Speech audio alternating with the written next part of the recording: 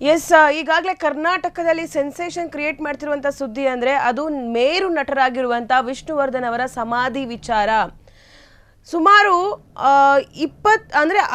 15 ವರ್ಷಗಳಾದರೂ ಕೂಡ ವಿಷ್ಣುವರ್ಧನ್ ಅವರ ಸಮಾಧಿ ವಿಚಾರದಲ್ಲಿ ಇನ್ನೂ ಕೂಡ ಯಾವುದೇ ಇತ್ಯರ್ಥಗಳಾಗಿಲ್ಲ. ಈಗಲೂ ಕೂಡ ವಿವಾದದಲ್ಲೇ ಇದೆ ವಿಷ್ಣುವರ್ಧನ್ ಅವರ ಸಮಾಧಿ ವಿಚಾರ. ಬದುಕಿದ್ದಾಗಲೂ ನೆಮ್ಮದಿ ಇರಲಿಲ್ಲ, ವಿಷ್ಣುವರ್ಧನ್ ಅವ್ರಿಗೆ ನೆಮ್ಮದಿಯಾಗಿರೋದಕ್ಕೆ ಬಿಡ್ತಿರ್ಲಿಲ್ಲ. ಉಸಿರು ಚೆಲ್ಲಿದ ದಿನವೂ ನೆಮ್ಮದಿ ನೀಡ್ತಿಲ್ಲ.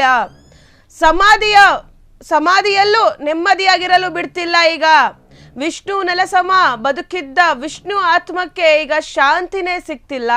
ಇದು ಫ್ರೀಡಮ್ ಟಿವಿಯಲ್ಲಿ ವಿಷ್ಣು ಸರ್ ಅವರ ಡೈಹಾರ್ಟ್ ಅಭಿಮಾನಿಗಳು ಕೂಡ ನಮಗೆ ಕರೆ ಮಾಡಿಬಿಟ್ಟು ನೀವು ಅವರ ಬಗ್ಗೆ ಮಾತಾಡ್ಬೋದು, ಅವರ ಬಗ್ಗೆ ಹೇಳ್ಬೋದು. ಹಾಗೆ ನಮ್ಮ ಜೊತೆ ನಮ್ಮ ಡಿಸ್ಕಷನ್ನಲ್ಲಿ ವಿಷ್ಣು ಸೇನೆಯ ವಿಜಯಲಕ್ಷ್ಮಿ ಅವರು ಕೂಡ ನಮ್ಮನ್ನ ಜಾಯಿನ್ ಆಗ್ತಾರೆ. ಕೊನೆಗೂ ಡಾಕ್ಟರ್ ವಿಷ್ಣು ಪುಣ್ಯಭೂಮಿ ನೆಲಸಮ ಆಗೋಗ್ಬಿಟ್ಟಿದೆ. 11 ವರ್ಷಗಳ ಹೋರಾಟ ನೀರಲ್ಲಿ ಹೋಮ ಆಗಿದೆ. ಈಗ 10 ಗುಂಟೆ ಜಾಗ ಕೊಡದೆ ಸರ್ಕಾರ ಸತಾಯಿಸ್ತಿದೆ ವಿಷ್ಣು ಅಭಿಮಾನಿಗಳನ್ನ. ಹಾಗೆ ನೋಡಿ, ಸರ್ಕಾರ ಮನಸ್ಸು ಮಾಡಿದ್ರೆ ವಿಷ್ಣು ಅವರ ಸಮಾಧಿ ಕಟ್ಟೋದಕ್ಕೆ 10 ಗುಂಟೆ ಜಾಗ ಕೊಡೋದಕ್ಕೆ ಏನು ಪ್ರಾಬ್ಲಮೇ ಇರಲಿಲ್ಲ. ಬಟ್ ಆದರೂ ಸರ್ಕಾರ ಕೊಡ್ತಿಲ್ಲ. 11 ವರ್ಷಗಳ ಹೋರಾಟ ಈಗ ನೀರಲ್ಲಿ ನೆಲಸಮ ಆಗಿರುವಂಥದ್ದು. 11 ವರ್ಷಗಳಿಂದ ವಿಷ್ಣು ಅವರ ಸಮಾಧಿಗೋಸ್ಕರ ಹೋರಾಟವನ್ನು ನಡೆಸ್ತಿದ್ದಾರೆ. 10 ಗುಂಟೆ ಜಾಗ ಕೊಡದೆ ಸರ್ಕಾರ ಸತಾಯಿಸ್ತಿದೆಯಲ್ಲ ಕುಟುಂಬದವರನ್ನ, ಹಾಗೆ ಅಭಿಮಾನಿಗಳನ್ನ. ವಿಷ್ಣುವರ್ಧನ್ ಕುಟುಂಬವೇ ಮೌನ ವಹಿಸ್ತಾ ಈ ವಿಚಾರದಲ್ಲಿ. ರಾತ್ರೋರಾತ್ರಿ 100 ಪೊಲೀಸರಿಂದ ನೆಲಸಮ ಆಗೋಗ್ಬಿಟ್ಟಿದೆ ವಿಷ್ಣುವರ್ಧನ್ ಸಮಾಧಿ. ವಿಷ್ಣು ಆತ್ಮಕ್ಕೂ ನೆಮ್ಮದಿ ಕೊಡದೆ ವಿಷ್ಣು ಆತ್ಮಕ್ಕೆ ನೆಮ್ಮದಿ ಕೊಡದಿರುವಂತ ಅವ್ಯವಸ್ಥೆಗೆ ಈಗ ಧಿಕ್ಕಾರವನ್ನ ಹಾಕ್ತಿದ್ದಾರೆ ಹೋರಾಟಗಾರರು. ಸಮಾಧಿ ಜಾಗದಲ್ಲಿ ಮಾಲ್ ಕಟ್ಟಲು ಈಗ ತೀರ್ಮಾನಗಳಾಗ್ತಿದ್ಯಂತೆ. ಮಾಲ್ ಕಟ್ತಾರಂತೆ ಸಮಾಧಿ ಇದ್ದಂತ ಜಾಗದಲ್ಲಿ. ಹಣಕ್ಕಾಗಿ ಇಷ್ಟು ನೀಚ ಬಾಳ್ಬೇಕಾ ಅಂತ ಹೇಳಿ ಅಭಿಮಾನಿಗಳು ಧಿಕ್ಕಾರವನ್ನ ಹಾಕ್ತಿರುವಂತದ್ದು. ಸಾಹಸ ಸಿಂಹ ವಿಷ್ಣುವರ್ಧನ್ ಅಭಿಮಾನಿಗಳಿಂದ ದೊಡ್ಡ ಹೋರಾಟ ನಡೀತಾ ಇದೆ ನೋಡಿ. ಬದುಕಿದಾಗ್ಲೂ ಕೂಡ ವಿಷ್ಣುವರ್ಧನ್ ಅವರಿಗೆ ನೆಮ್ಮದಿಯಾಗಿರೋದಕ್ಕೆ ಬಿಟ್ಟಿರಲಿಲ್ಲ. ಅವ್ರು ಉಸಿರು ಚೆಲ್ಲಿದ ದಿನವೂ ಕೂಡ ನೆಮ್ಮದಿ ನೀಡಲಿಲ್ಲ. ಈಗ ಸಮಾಧಿಯಲ್ಲೂ ನೆಮ್ಮದಿಯಾಗಿರೋದಕ್ಕೆ ಬಿಡ್ತಿಲ್ಲ ವಿಷ್ಣುವರ್ಧನ್ ಅವ್ರನ್ನ. ಯಾವಾಗಲೂ ಕೂಡ ಒಂದಲ್ಲ ಒಂದು ವಿವಾದಗಳು ವಿಷ್ಣುವರ್ಧನ್ ಅವರ ಮೇಲೆ ಬರ್ತಾನೆ ಇದೆ. ಅದರಲ್ಲೂ ಈಗ ಸಮಾಧಿ ನೆಲಸಮ ಕೂಡ ಆಗಿದೆ. ಅವ್ರನ್ನ ಸಮಾಧಿಯಲ್ಲೂ ಕೂಡ ನೆಮ್ಮದಿಯಾಗಿರೋದಕ್ಕೆ ಬಿಡ್ತಿಲ್ಲ. ನೀವು ನೋಡ್ಬೋದು ಪೊಲೀಸರ ಸರ್ಪಗಾವಲು ಅಭಿಮನ್ಯು ಸ್ಟುಡಿಯೋದ ಬಳಿ ಯಾವ ಅಭಿಮಾನಿಗಳು ಹೋಗಂಗಿಲ್ಲ, ಯಾರು ಕೂಡ ಅಲ್ಲಿ ಪ್ರೊಟೆಸ್ಟ್ ಮಾಡಂಗಿಲ್ಲ.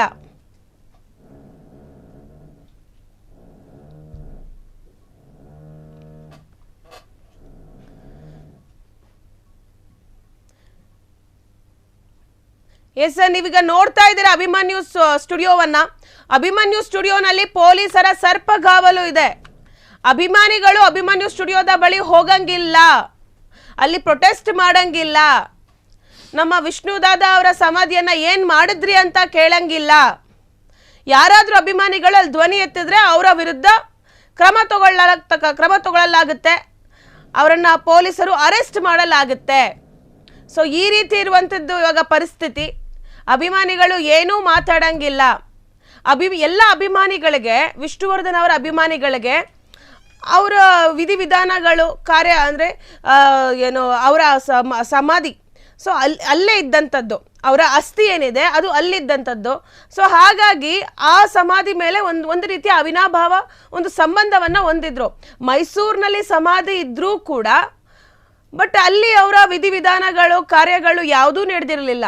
ಅಂತಿಮ ಕ್ರಿಯೆ ಏನಿದೆ ಅದು ಇಲ್ಲಿ ನಡೆದಿದ್ದು. ಸೊ ಹಾಗಾಗಿ ಅಭಿಮಾನಿಗಳಿಗೆ ವಿಷ್ಣುವರ್ಧನ್ ಅವರ ಇಲ್ಲಿನ ಸಮಾಧಿ ಇದೆಯಲ್ಲ, ಅಭಿಮನ್ಯು ಸ್ಟುಡಿಯೋದಲ್ಲಿ ಇದ್ದಂಥ ಸಮಾಧಿ ಇದೆಯಲ್ಲ, ಅದ್ರ ಮೇಲೆ ಒಂಥರ ಅಭಿಮಾನ ಅವರಿಗೆ, ಒಂಥರ ಪ್ರೀತಿ ಅವರಿಗೆ. ಅವರು ದಿನ ಬೆಳಗಾದ್ರೆ ವಿಷ್ಣುವರ್ಧನ್ ಅವರ ಸಮಾಧಿ ಹತ್ರ ಹೋಗ್ತಿದ್ರು. ಅಥವಾ ಏನಾದ್ರು ಕೆಲಸಗಳಾಗಬೇಕು, ಏನಾದ್ರು ಕೆಲಸ ಮಾಡಬೇಕು ಅಂದರೆ ವಿಷ್ಣುವರ್ಧನ್ ಅವರ ಸಮಾಧಿ ಹತ್ರ ಹೋಗ್ತಿದ್ರು. ಸೊ ಪ್ರತಿಯೊಂದಕ್ಕೂ ಅಲ್ಲಿ ಹೋಗಿ ವಿಷ್ಣುದಾದ ಅವ್ರನ್ನ ನೋಡಿಕೊಂಡು ಹೋಗ್ತಿದ್ರು ಅಭಿಮಾನಿಗಳು. ಬಟ್ ಈಗ ಏನಾಗಿದೆ ಅಂದರೆ ಅವರ ಸಮಾಧಿಯನ್ನೇ ರಾತ್ರೋರಾತ್ರಿ ಯಾರಿಗೂ ಗೊತ್ತಾಗ್ದಂಗೆ ತೆರವು ಮಾಡಲಾಗಿದೆ. ಎಸ್, ಈಗಾಗಲೇ ನೀವು ನೋಡ್ಬೋದು ಬಾಲಣ್ಣ ಅವರ ಕುಟುಂಬ ಸುಮಾರು 2024ರಿಂದನೇ ಒಂದು ವಿವಾದದಲ್ಲಿತ್ತು ಅವರ ಒಂದು ಆ ಜಾಗ. ಸೊ ಆ ಜಾಗದಲ್ಲೇ ಸಮಾಧಿ ಮಾಡೋದಕ್ಕೆ ಪರ್ಮಿಷನನ್ನು ಕೊಟ್ಟಿದ್ರು. ಆ ಜಾಗದಲ್ಲೇ ವಿಧಿವಿಧಾನಗಳನ್ನ ಕ್ರಿಯೆ ನಡೆಸೋದಕ್ಕೆ ಪರ್ಮಿಷನನ್ನು ಕೊಟ್ಟಿತ್ತು ಸರ್ಕಾರ. ಆದರೆ ಕಂಠೀರವ ಸ್ಟುಡಿಯೋದಲ್ಲೇ ಕೊಡ್ಬೋದಿತ್ತಲ್ಲ ಆವಾಗಿನ ಕಾಲದಲ್ಲೇ. ಸೊ ಯಾಕೆ ಕೊಟ್ಟಿರಲಿಲ್ಲ? 2004ರಲ್ಲಿ ವಿವಾದಿತ ಇದ್ದಂಥ ಜಾಗದಲ್ಲಿ ಅಂತಿಮ ಕ್ರಿಯೆನ ಮಾಡಿದ್ರು.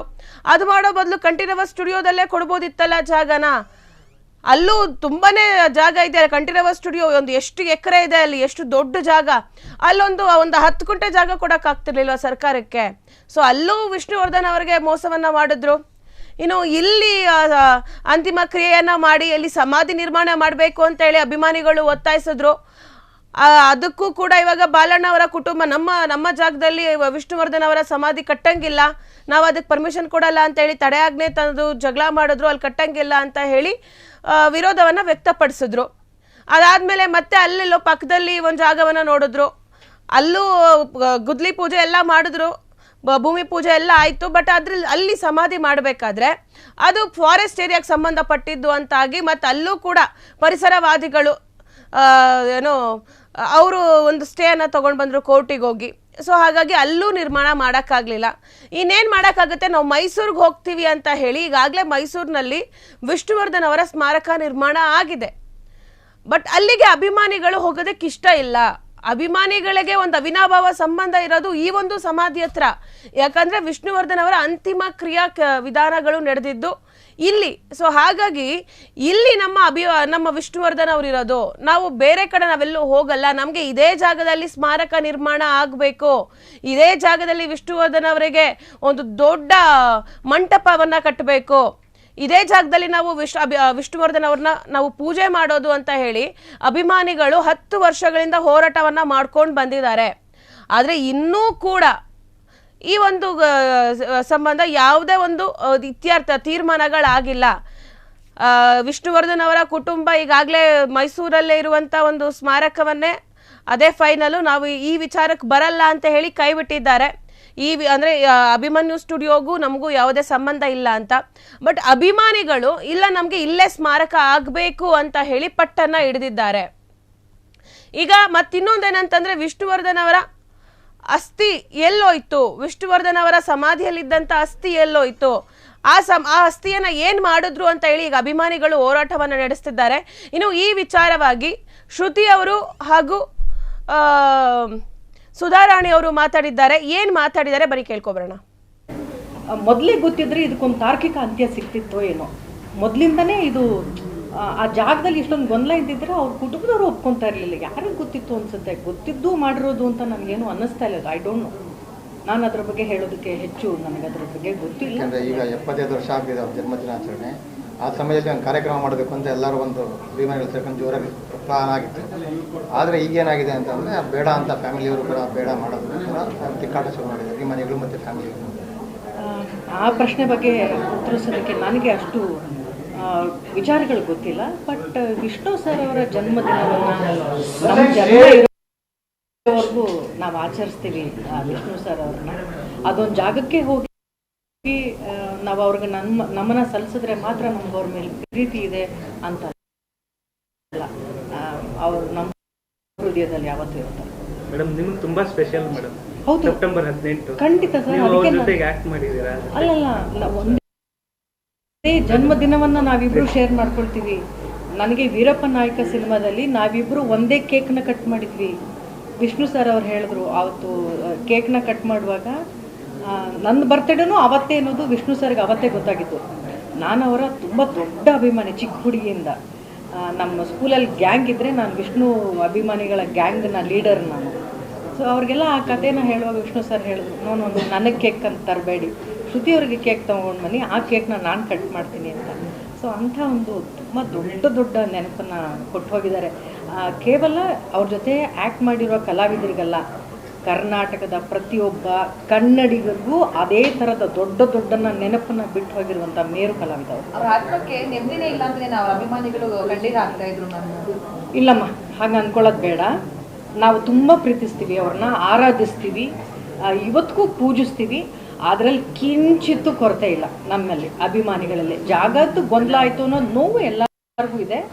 ಆದರೆ ಅವ್ರನ್ನ ಪ್ರೀತಿಸೋದಾಗ್ಲಿ ಅವ್ರನ್ನ ನೆನಪಿಸ್ಕೊಳ್ಳೋದಾಗ್ಲಿ ಅಭಿಮಾನಿಗಳಲ್ಲಿ ಕಿಂಚಿತ್ತು ಕೂಡ ಕಡಿಮೆ ಆಗಿಲ್ಲ. ಮುಂದಿನ ದಿನದಲ್ಲಿ ಏನಾದರೂ ಅಭಿಮಾನಿಗಳ ಹೋರಾಟಕ್ಕೆ ಇಳಿದು ಅದಕ್ಕೇನೋ ಸಪೋರ್ಟ್ ಕೇಳಿದ್ರೆ ನೀವು ಹೋರಾಟದಿಂದ ಸರಿ ಹೋಗೋದ್ರಿಂದ ನಾವೆಲ್ಲರೂ ಬೀದಿಲಿ ಕುತ್ಕೊಂಡು ಹೋರಾಟ ಮಾಡೋಣ. ಅಂದ್ರೆ ಕೆಲವು ಚರ್ಚೆ ನಡೀತಾ ಇದೆ, ಕೆಲವು ಚರ್ಚೆ ಇರೋದ್ರಿಂದ ಏನ್ ಮಾಡೋಣ ಹೇಳಿ? ಅಂದ್ರೆ ಅಲ್ಲಿ ಅಸ್ಥಿನ ಕೊಟ್ರೆ ನಾವು ಕಂಠೀರವ ಸ್ಟುಡಿಯೋಗೆ ಅಥವಾ ಮನವಿ ಮಾಡೋದಕ್ಕೆ ಮುಂದಾಗ್ತಾ ಇರ್ತಾರೆ. ಕುಟುಂಬದವರು ಅದ್ರ ಬಗ್ಗೆ ತೀರ್ಮಾನ ಮಾಡಿದ್ರೆ ನಾವೆಲ್ಲರೂ ಸಾಥ್ ಕೊಡ್ತೀವಿ. ಅಥವಾ ನಾವೆಲ್ಲರೂ ಬೀದಿಲಿ ಕುತ್ಕೊಂಡು ಹೋರಾಟ ಮಾಡೋದ್ರಿಂದನೇ ಇದೊಂದು ಮುಕ್ತಿ ಇದೆ ಅಂದ್ರೆ ಖಂಡಿತವಾಗ್ಲೂ ನಿಮ್ಮ ಮಾಧ್ಯಮದವ್ರು ಹೇಳಿ ಇಂಥದ್ದೊಂದು ದಿನ ಫಿಕ್ಸ್ ಮಾಡಿ ಬರ್ತೀವಿ ನಾವೆಲ್ಲ. ಅಂದ್ರೆ ಗುರಿಯಾದಂಗೆ ಆಗಿದೆ, ಎಲ್ಲರಿಗೂ ಕೂಡ ನೋವಾಗಿದೆ. ನೀವು ಎಲ್ಲ ಒಂದೇ ಕುಟುಂಬದವ್ರ ಥರ ಇದ್ದೀರಿ, ನೀವು ಚೈಲ್ಡ್ಹುಡ್ಡಿಂದ ನೋಡಿದ್ದೀರಾ ಅಂತ ಅನ್ಸುತ್ತೆ ವಿಷ್ಣು ಸರ್. ಸೊ ನಿಮ್ಗೆ ಎಷ್ಟು ನೋವಾಯಿತು? ಇಲ್ಲ ಏನು ಅನಿಸುತ್ತೆ ನನಗೆ ಪರ್ಸ್ನಲಿ, ನನಗೆ ಗೊತ್ತಿಲ್ಲ ಬೇರೆದೇನು ಅಂತ. ನನಗೆ ಪರ್ಸ್ನಲಿ ನನಗೆ ದಾದಾ ಇಲ್ಲಿದ್ದಾರೆ, ನಾನು ಅವ್ರನ್ನ ಇಲ್ಲಿ ಇಟ್ಕೊಂಡು ನಾನು ಇಲ್ಲೇ ಅವ್ರನ್ನ ಪೂಜಿಸ್ತೀನಿ, ನಾನು ಇಲ್ಲೇ ಅವ್ರನ್ನ ಗೌರವಿಸ್ತೀನಿ. ಒಂದು ಜಾಗ, ಒಂದು ಯಾವುದೋ ಒಂದು ಇದಕ್ಕೋಸ್ಕರ ಅವ್ರ ಸ್ಥಾನನ ಅಲ್ಲಿ ಎಲ್ಲಿನೋ ತೊಗೊಂಬಂದು ಕೆಳಗಡೆ ಇಡೋಕೆ ನನಗೆ ಖಂಡಿತವೂ ನನಗೆ ಇಷ್ಟ ಇಲ್ಲ. ಹಾಗಾಗಿ ಅದೊಂದು ಕೋರ್ಟ್ ಆರ್ಡರ್ ಅಂತಂದರೆ ನಾವೆಲ್ಲ ರೆಸ್ಪೆಕ್ಟ್ ಮಾಡಲೇಬೇಕು. ನಾನು ಅದ್ರ ಬಗ್ಗೆ ಕಮೆಂಟು ಮಾಡೋಕ್ಕಾಗಲ್ಲ, ಅದ್ರ ಬಗ್ಗೆ ಮಾತಾಡೋಕ್ಕಾಗಲ್ಲ. ಬಟ್ ನನಗೆ ನಾನು ಎಲ್ಲಿದ್ದೀನೋ ಅಲ್ಲಿಂದ ನಾನು ದಾದನ ಪ್ರೀತಿಸ್ತೀನಿ, ನಾನು ಎಲ್ಲಿದ್ದೀನೋ ಅಲ್ಲಿಂದ ಅವ್ರ ಮೇಲೆ ಭಕ್ತಿ ತೋರಿಸ್ತೀನಿ. ಈಗ ಅದು ಮೈಸೂರಿನಲ್ಲಿದೆಯಾ, ಅಲ್ಲಿ ಅದನ್ನೇ ದಿ ಬೆಸ್ಟ್ ಮಾಡ್ತೀವಿ, ಅದನ್ನೇ ಚೆನ್ನಾಗಿ ವೈಭವೀಕರಣ ಮಾಡಿ ಅದೇ ದಿ ಬೆಸ್ಟ್ ಪ್ಲೇಸ್ ಅನ್ನೋ ಥರನೂ ಫೀಲ್ ಮಾಡ್ಬೋದು.